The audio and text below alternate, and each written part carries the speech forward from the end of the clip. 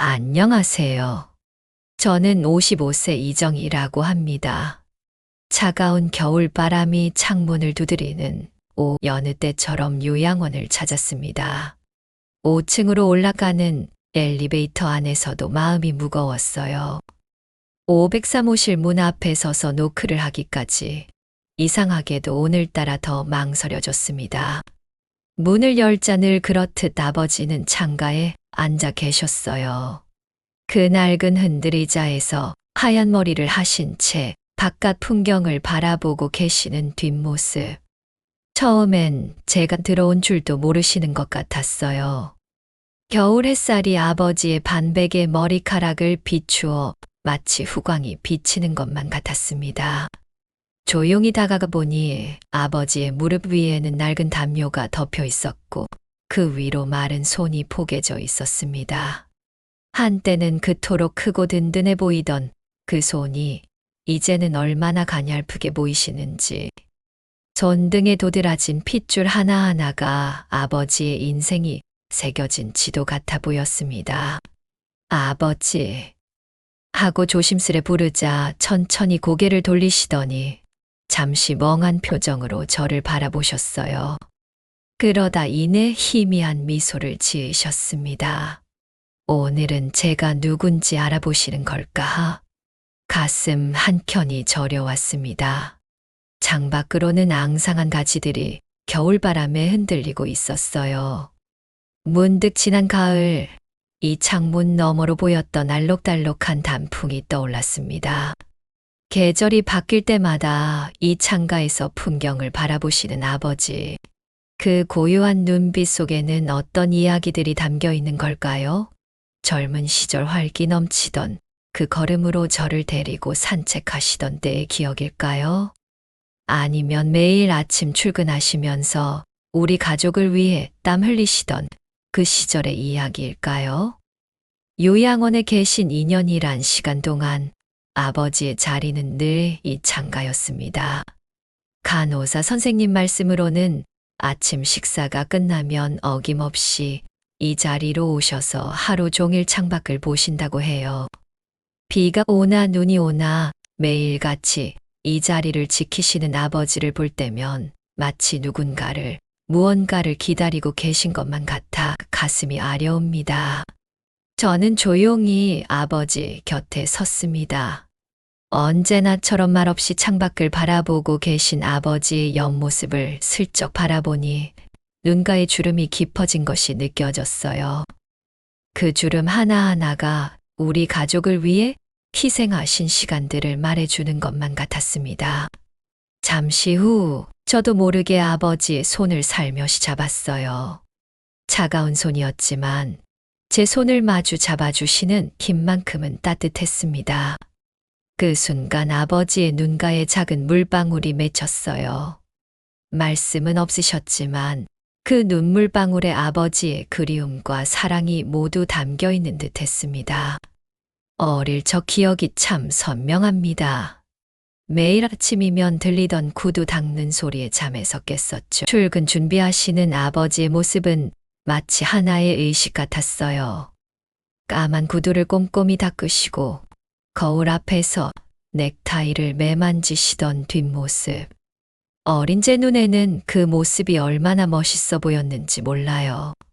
특히 하얀 와이셔츠를 다리시던 모습이 기억납니다. 늦은 밤, 모두가 잠든 시간, 거실에서 들리는 다리미 소리와 함께 허밍으로 부르시던 옛 노래. 내일은 회사에서 중요한 미팅이 있어. 하시면서도 구겨진 와이셔츠 하나 없이 늘 반듯하게 다려 걸어두셨죠. 그때는 몰랐어요. 그 하얀 와이셔츠가 얼마나 무거운 책임감을 품고 있었는지를. 월급날이면 우리 정이 오늘은 같이 분식집 가자. 하고 환하게 웃으시던 아버지. 그 웃음 뒤에 숨겨진 생활비 걱정, 대출금 부담을 이제야 이해하게 됩니다. 매년 봄이면 찾던 우리만의 특별한 장소가 있었어요. 집 뒷산에 피어나는 진달래를 보러 가는 날이면 아버지는 마치 소풍 가는 아이처럼 들뜨셨죠. 정희야, 이번 주말에는 꼭 구경 가자. 벌써 분홍빛이 예쁘게 피었더라. 하시며 전날부터 신나하셨어요.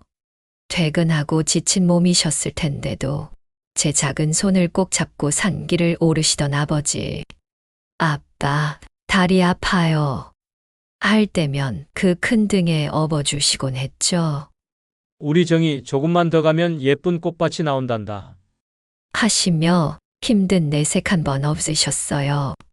산마루에 도착해서 정희야, 저기 봐, 저 꽃들이 얼마나 예쁘니? 하고 환하게 웃으시던 순간 봄볕에 반짝이던 아버지의 이마의 땀방울이 지금도 눈에 선합니다. 그날은 늘 진달래 한 송이를 꺾어 제 머리에 꽂아주시는 것으로 끝났어요. 우리 정희가 제일 예쁘다. 하시던 그 말씀. 그때는 그저 쑥스러워 고개를 숙였는데 지금 생각하면 그 말씀 속에 담긴 아버지의 마음이 얼마나 애틋했을지. 지금도 진달래를 보면 그날의 아버지 목소리가 들리는 것만 같아요. 명절이면 우리 집은 새벽부터 분주했습니다. 어머니와 함께 부엌에서 준비하시던 아버지의 모습은 또 다른 추억이에요. 다른 집 아버지들은 거실에서 TV를 보고 계실 시간, 우리 아버지는 늘 앞치마를 두르고 계셨죠. 나도 돕고 싶은데. 하시면서 송편소를 버무리고 송편속을 만드시던 모습. 특히 송편을 빚으실 때면 정말 진지하셨어요. 마치 중요한 서류에 도장을 찍듯 한 땀 한 땀 정성스레. 그런데 아버지 손에서 나온 만두들은 하나같이 모양이 예쁘지 않았죠. 아빠가 만든 건 다 못생겼어요 하고 투정부리면 아빠가 이렇게 정성 들여 만들었는데. 하시며 서운해하시던 그 눈빛. 철없던 제가 상처드렸던 그 순간들이 지금은 가슴 한켠을 아프게 찌릅니다. 중학교 입학을 앞두었던 그날도 잊을 수가 없어요. 월급날이라며 저를 데리고 동네 교복 가게로 가시던 아버지. 가게에 들어서자마자 우리 딸 교복은 제일 좋은 걸로 주세요. 하고 당당하게 말씀하시던 모습이 아직도 기억납니다. 거울 앞에서 교복을 입어보는데 아버지는 마치 무대 위 주인공을 보는 것처럼 뿌듯해 하셨어요. 우리 정희 이제 중학생이 됐네. 하시며 연신 박수를 치시고 저를 자꾸 거울 앞으로 세우시고는 이리저리 바라보시면서 감탄하시던 모습. 그때는 아빠 부끄러워요 하며 얼굴을 붉혔는데 지금 생각하면 그날 아버지 눈빛에 담긴 그 자부심과 기쁨이 얼마나 특별했는지 모르겠어요. 계산할 때 카드를 내미시던 아버지의 손이 살짝 떨리던 것을 봤어요. 그때는 몰랐죠. 그 교복값이 아버지 월급의 절반도 넘는다는 걸. 그래도 우리 딸 이제 큰 학교 다니니까 멋진 교복 입어야지. 하시며 환하게 웃으시던 그 미소 뒤에 숨겨진 희생을 이제야 이해하게 됩니다. 이렇게 추억을 하나하나 더듬다 보니 아버지의 모든 행동이 얼마나 큰 사랑이었는지 새삼 깨닫게 됩니다. 구두를 닦던 손길도, 만두를 빚던 서툰 손길도, 교복을 사주시며 환하게 웃던 그 미소도 모든 순간이 저를 향한 아버지의 사랑이었네요. 어린 시절에는 그저 일상이라 생각했던 모든 순간들이 지금 돌이켜보면 하나같이 특별한 선물이었습니다. 아침마다 들리던 구두 닦는 소리는 우리 가족을 위해 하루를 시작하는 아버지의 사랑의 노래였고, 서툴게 빚으신 만두 한 알 한 알에는 가족의 행복을 위한 간절한 기도가 담겨 있었네요. 비 오는 날이면 늘 떠오릅니다. 우산 하나로도 사랑을 표현하시던 부모님의 모습이 비에 젖은 어깨로 출근길 버스를 기다리시면서도 제게만은 단 한 방울의 비도 맺히지 않게 하시려 꼭 우산을 기울여 잡으시던 손길이 생각납니다. 아빠는 괜찮아. 그 한마디로 모든 것을 표현하시던 아버지. 그 말씀 속에 얼마나 많은 사랑이 담겨 있었는지 이제야 제가 누군가의 부모가 되어 알게 됩니다. 양복 바지가 다 젖어도, 구두가 흠뻑 젖어도 아빠는 괜찮아를 반복하시던 그 목소리. 그때는 그저 투정 부리며 아빠도 우산 쓰세요 했던 것이 지금은 가슴 한켠을 먹먹하게 합니다. 늦은 밤이면 들리던 그 발소리. 지금도 귓가에 선명합니다. 야근을 마치고 돌아오신 아버지께서 매일 하시던 의식 같은 일과였죠. 현관문이 열리고 구두를 벗는 소리, 그리고 조심스레 거실을 지나 제 방문 앞에 서시던 그 찰나의 순간들. 문틈으로 새어 들어오던 희미한 불빛 속에서 저는 늘 잠든 척을 했습니다. 그때는 몰랐습니다.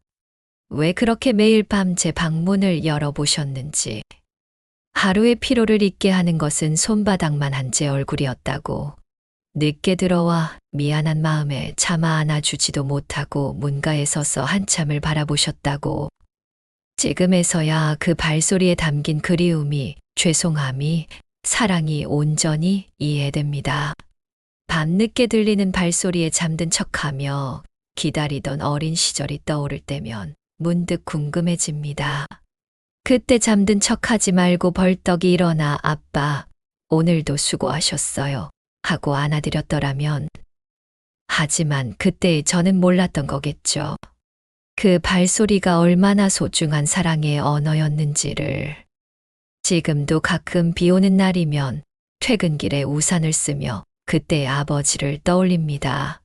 그리고 저도 모르게 누군가에게 우산을 기울이고 있는 제 모습을 발견합니다. 아마도 이것이 사랑의 유전자겠죠. 부모님의 사랑이 우리를 통해 다시 피어나는 순간인 것 같습니다. 그리고 이제는 압니다. 왜 부모님들은 항상 딸은 괜찮아 라고 하시는지, 그 말 한마디로 자녀들을 지키고 보호하려 하시는지, 사랑은 때로 말없이 들리는 발소리로, 비에 젖은 어깨로 문가에 머무는 짧은 순간으로 표현된다는 것을. 그래서 오늘도 귓가에 들리는 것 같은 그 발소리가 이제는 더없이 소중한 사랑의 증표로 남아 있습니다.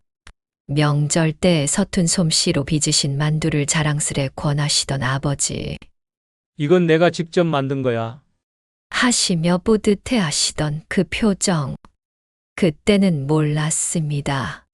그 한마디 속에 담긴 나도 우리 가족을 위해 무언가 할 수 있다는 작은 자부심을. 서툴고 어설픈 그 마음이 얼마나 소중했는지를.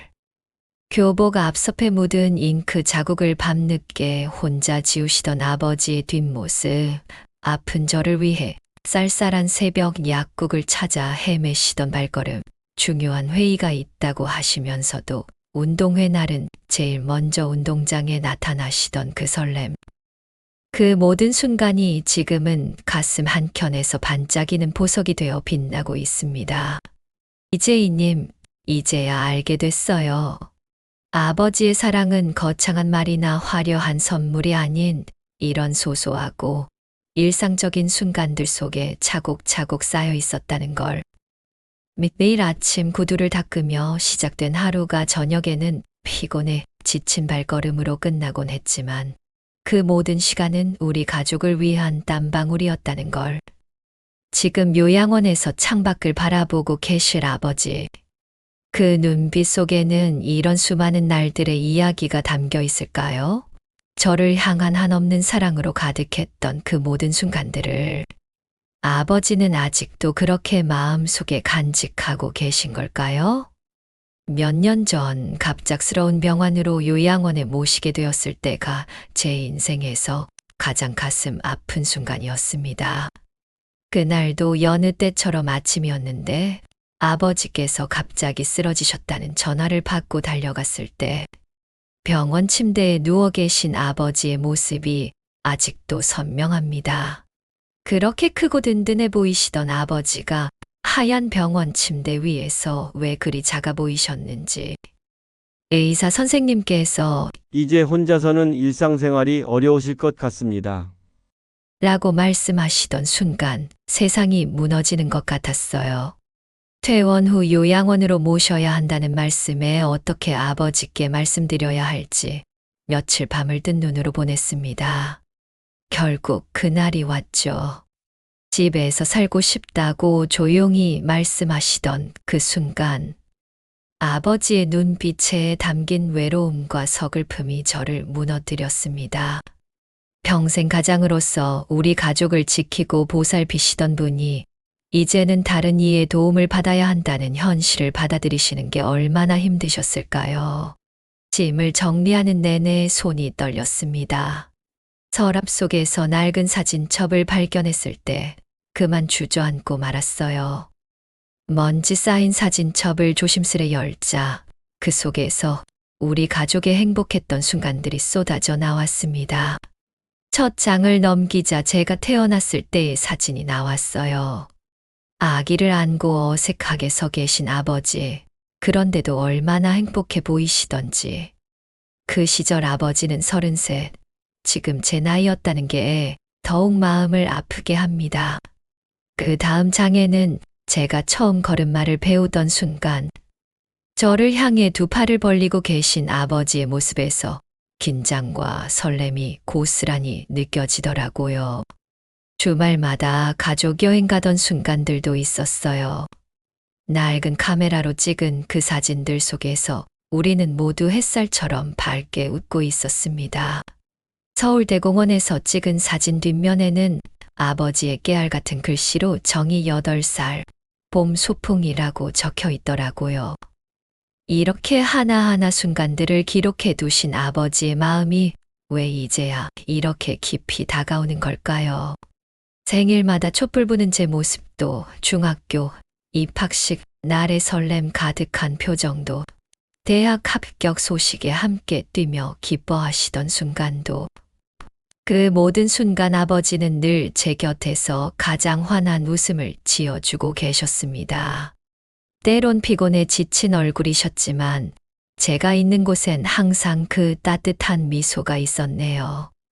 마지막 장을 덮으며 문득 깨달았습니다.